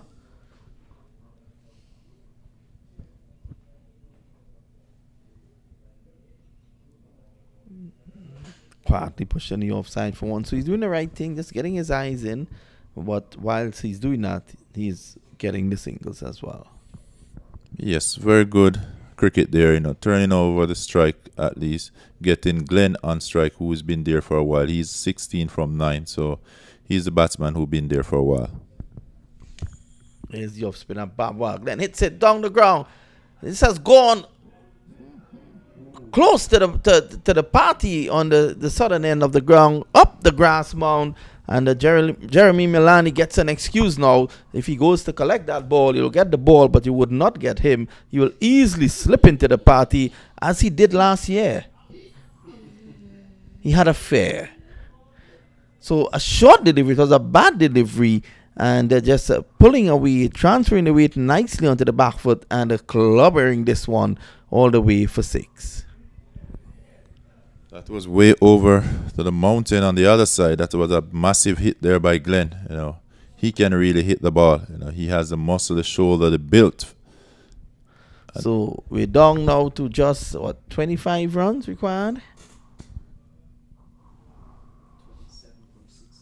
27 now. 16 deliveries to get it. Couple of big hits again, and the game could swing. It's evenly poised at the moment. Here's Babwa now on the legs of Glenn. He misses, all ends up. There is no run.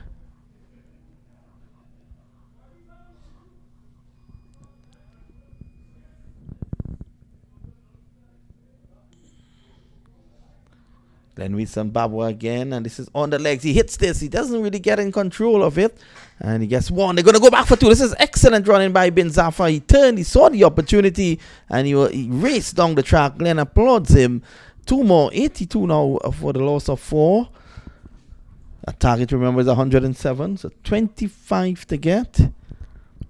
14 balls to get it in. Good run in between the wicket between these 2 batsmen here. Glenn pulls away again. He could be in problems here. In fact, he's out caught. What a catch. What a catch down there at the deep mid-wicket boundary. And the Glenn goes. So the Multan Sultans are wobbling here towards the back end of their innings. The score is now 82 for the loss of 5. Well, one thing I can say, they are on fire, Atlanta, in terms of their catching. They are catching everything, and they're not like their easy catch. They are very difficult catch, but they're making it look so easy out there. these guys are very good in the field. 25 required, 2 overs and a ball to get it. That was a good catch to dismiss Glenn, because he was the one who was really getting the runs. So that's the man you'd want back in the pavilion. So very good catch, and a good catch to dismiss a good batsman. So now we have Akram who will come in. So it's the Multan Sultan pairing of Akram and Zafar, both flew in for this tournament. Babwa striking, the man with the golden arm.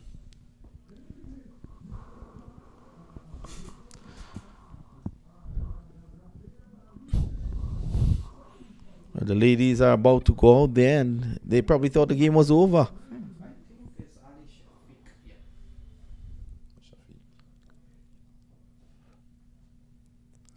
Shazam Babwa had all the experience in the world. Yeah, he bowls, and this delivery is worked away on the onside. Bin Zafar takes 1, looking for 2. It's not there. It's the end of the over. So 24 now to get in 2 overs with 5 wickets in hand. Make your call, Mr. Thomas. Well, it was a very interesting over there from Babwa, being hit for a massive 6 from Glenn. But then he came back and got the wicket of Glenn, who was going for another 6. At this point, 24 is needed from 12 balls. That's a game on. So at this point, I'll say another wicket, and this could mean trouble in the camp of the Multan Sultan.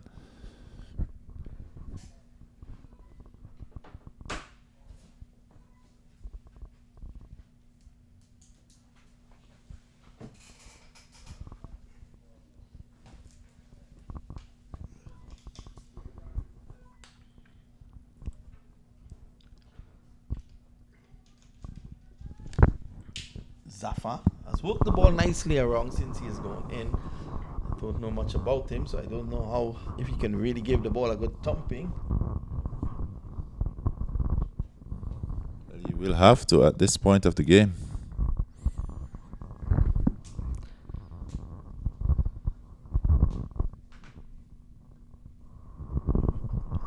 Dyer, his first over just 1 for 3. He speeds off the outer edge of the band down to third man. They will get 1. So 23 to get off 11.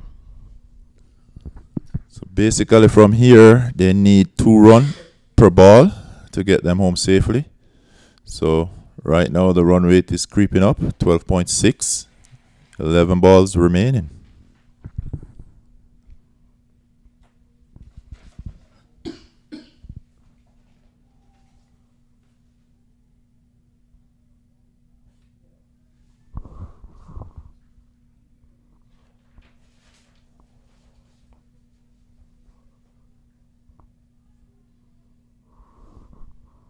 So Atlanta will be looking to get into the finals and bid for a 3rd title this year.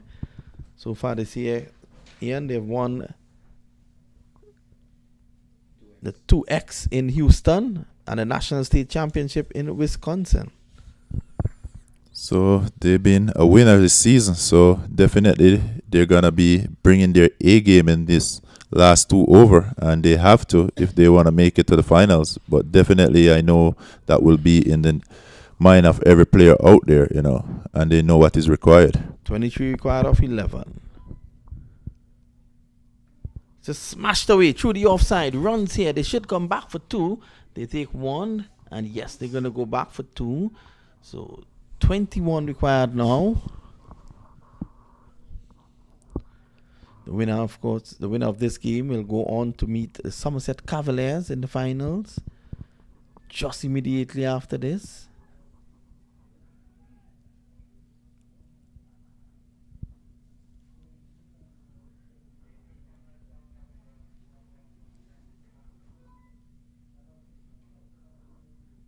Dyer bowls, and that's a big wind up there by Shafiq. He misses all ends up. So nervous times here now for the Multan Sultans. Well, this is one of the first time we see the Multan Sultan bottom half of the team being tested, being asked to perform to get them some runs. Let's see. Here's Dyer again. He bowls another swing and a miss. So it's getting all messy now for the Multan Sultans. Could be curtains here for them. They need something very special. Shafiq, 2 of 3 deliveries. A delivery taking pace off was Dyer. So for every missed delivery, that run rate keep going up. 21 of 8. He misses again. So it's now 21 of 7. And the run rate is up to 18. What an over from Dyer. 1 for 6 in 1.5.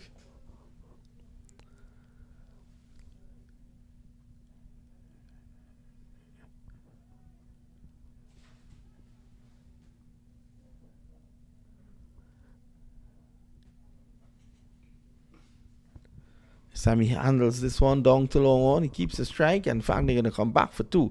So if they could complete 19 required in the last over, at this point in time, I'll put the Atlanta Fire ahead. Well, we have seen it over and over again, you know.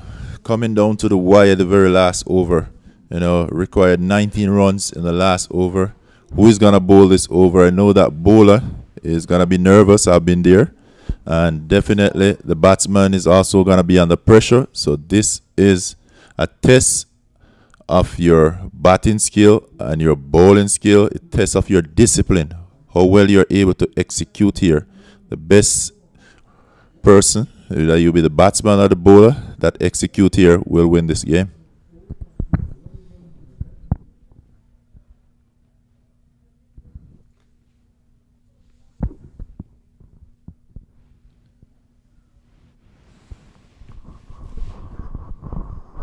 It's going to be Chris Powell.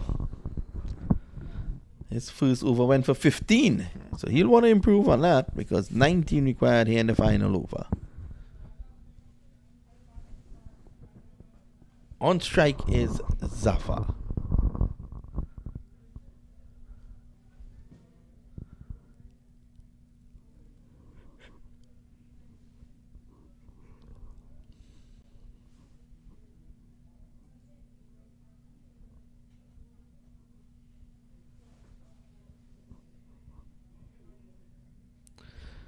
Here he is with the first delivery.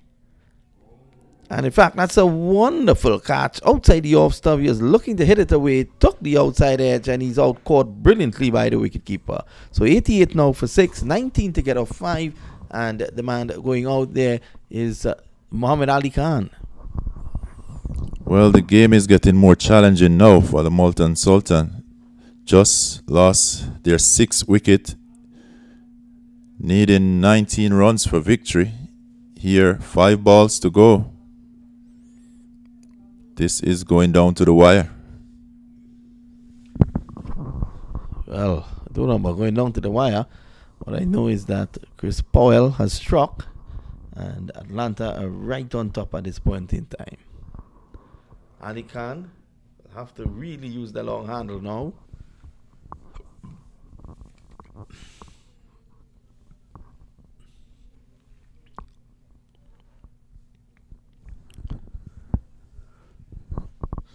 At this point in time, the Multan Sultans look dead and buried. Can Ali Khan produce some heroics here?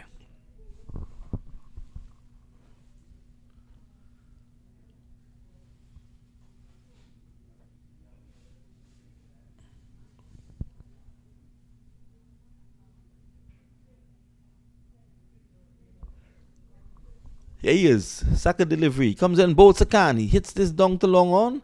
And they're going to settle for 1. So 18 to get off 4. In fact, there's a misfield and he's going to come back for 2. 17 now off 4.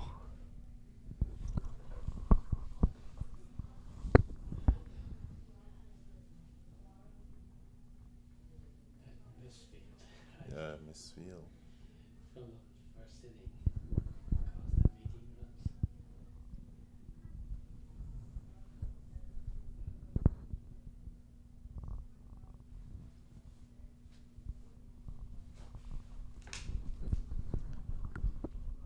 4 deliveries to go. You can hear a pin drop here in the press box. 90 for 6. The Multan Sultan. Ali Khan hits and misses. In fact, he swings and misses. So Ali, not really known for his batting.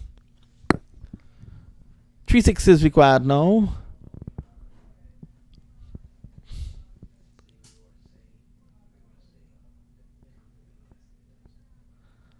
So they're off again. It seems as if they would now lose the semi-finals as they did last year. The US All-Stars together with the Multan Sultans this time. That's Ali trying to play cheeky. Gets a single behind square.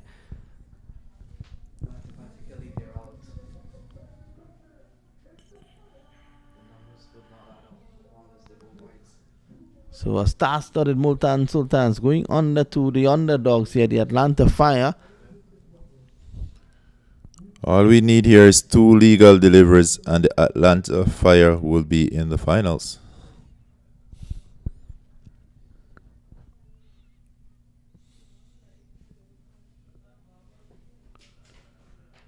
Just struck straight down the ground. Runs here for Shafiq. He's only going to get 1. So I think it's safe to say that the Atlanta Fire will be meeting the Somerset Cavaliers in the finals of the 2019 US Open T20 Championships.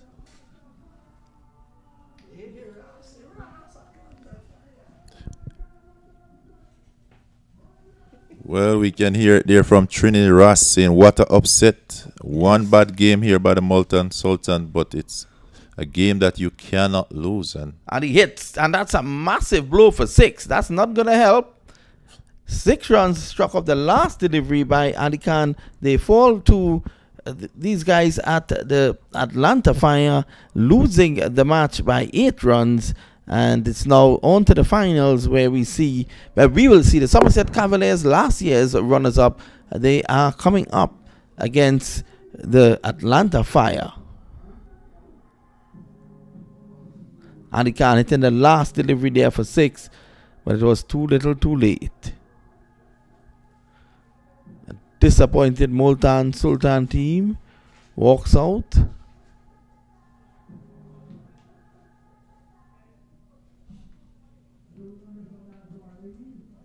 They're going to meet the Atlanta Fires. Just to look at the scoreboard, Qureshi scored 2, Ashraf 29, Shima 20, Glenn 24, Malotra 2, Zafar 4, Shafiq 5 not out, Ali Khan not out on 9, 98 for 6 of 10. The bowling, Baba 2 overs 1 for 27, Dyer was brilliant, 2 overs 1 for 8, Chris Powell 2 overs 1 for 25, Sharma was very good as well, 2 overs 2 for 11, and Ricardo Powell 2 overs 1 for 25. So that's the news. Stay tuned for further coverage as we head into the finals of the 2019 US Open T20 Championships.